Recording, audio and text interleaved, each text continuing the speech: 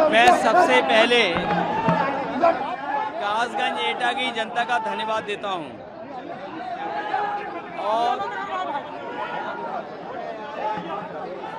मैं कासगंज एटा के जनता का धन्यवाद देता हूं जिन्होंने देवेश साक्य और आसपास जितनी भी लोकसभाएं समाजवादी पार्टी लड़ रही थी, इंडिया गठबंधन को ऐतिहासिक मतदान कर करके हम लोगों को जिताने का काम किया और इंडिया गठबंधन समाजवादी पार्टी जहां जीता वहीं कई सीटों पर बेईमानी न होती तो आज राजनीतिक परिस्थितियां दूसरी होती।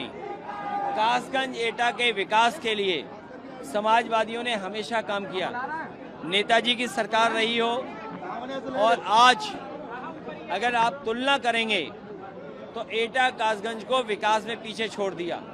यहाँ का किसान दुखी है, आम लोग परेशान है महंगाई से, भ्रष्टाचार बढ़ रहा है और जहाँ 10 साल की सरकार डबल इंजन, एटा और कासगंज में विकास आते आते डबल इंजन का धुआं निकल गया है और भारतीय जनता पार्टी को हटाने के लिए पीडीए समाज, पीडीए परिवार पूरी तरीके से तैयार है।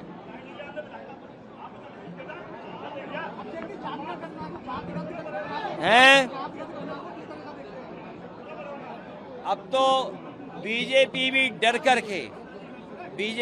डर करके स्वीकार कर रही है, तो इससे बड़ी और उपलब्धि क्या मानूं मैं।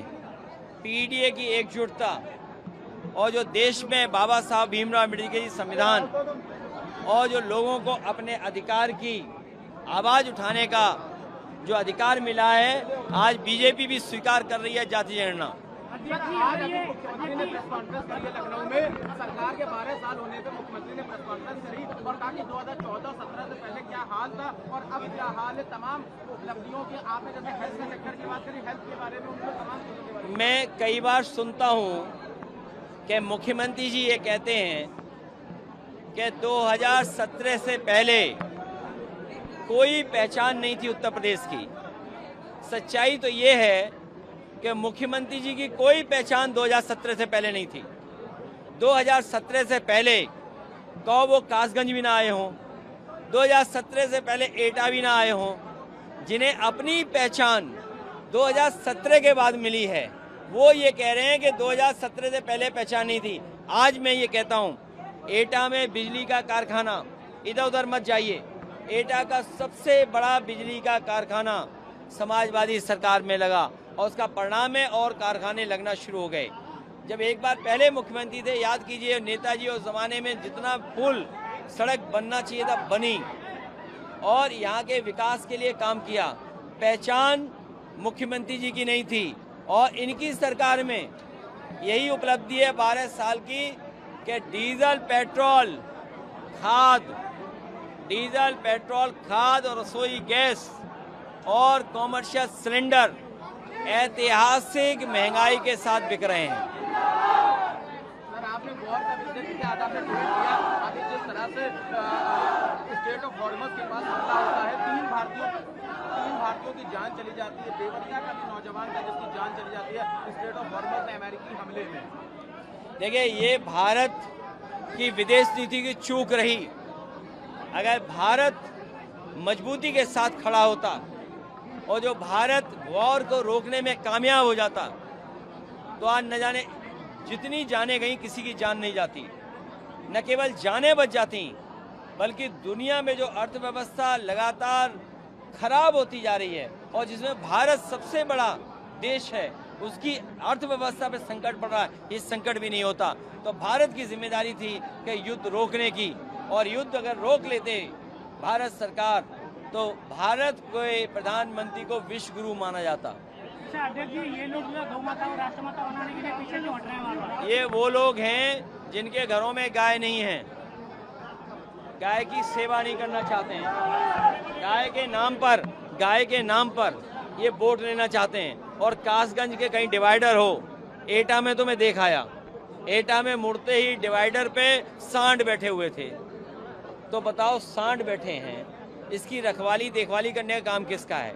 और गाय की सेवा करना हमारा आज का नहीं, पौराणिक काम है। पुराना इतिहास हमारा रहा है गाय की सेवा, हम गाय की सेवा करते रहेंगे।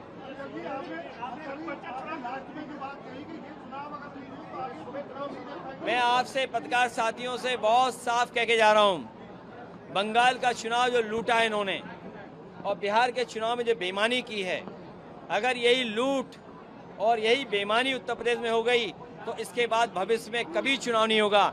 इसीलिए आपने देखा होगा जो डिलिमिटेशन ला रहे थे, महिला आरक्षण के साथ डिलिमिटेशन ला रहे थे, ये ऐसी लोकसभाएं बनाना चाहते हैं जिससे विपक्ष के नेता जीत ना पाएं और अपने हिसाब से ये लोकसभा बनाना चाहते हैं।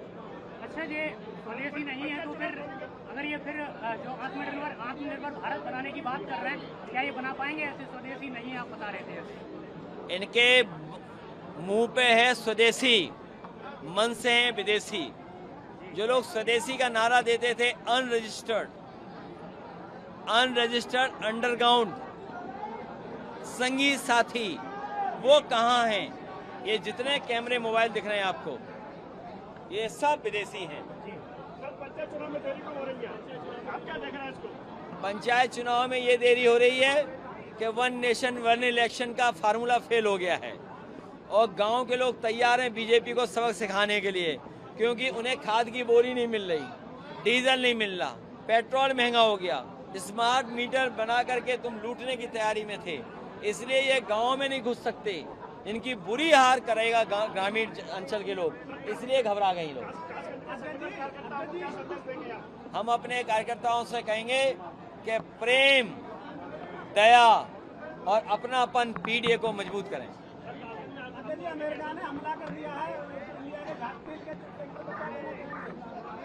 जब तक बीजेपी सरकार कमजोर होगी, दुनिया में हमारे लोगों की ऐसे ही जान जाएगी।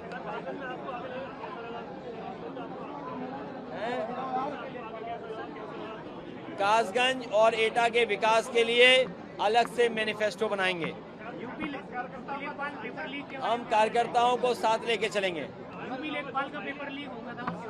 ये सरकार लीक वाली सरकार है, ये लीकेज वाले लोग हैं, इनके बहुत लीकेज हैं, जनता इन्हें बंद करेगी। सर, आपने मीडिया में कई दिन पहले लिखा था जब ये सीजेपी का मामला चल रहा था, आज भाई कांग्रेस जनता पार्टी लखनऊ में भी प्रोटेस्ट अपना कर रही है, सीजेपी वर्सेस बीजेपी, आपने भी कहा था।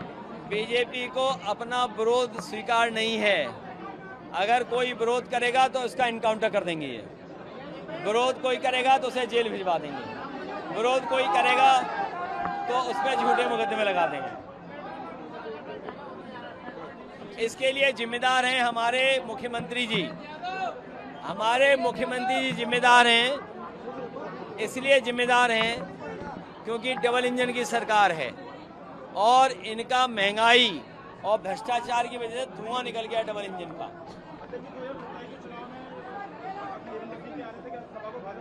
किसको? कौन? ये समाजवादी पार्टी में हमारे बहुत पुराने और नेताजी के साथी हैं।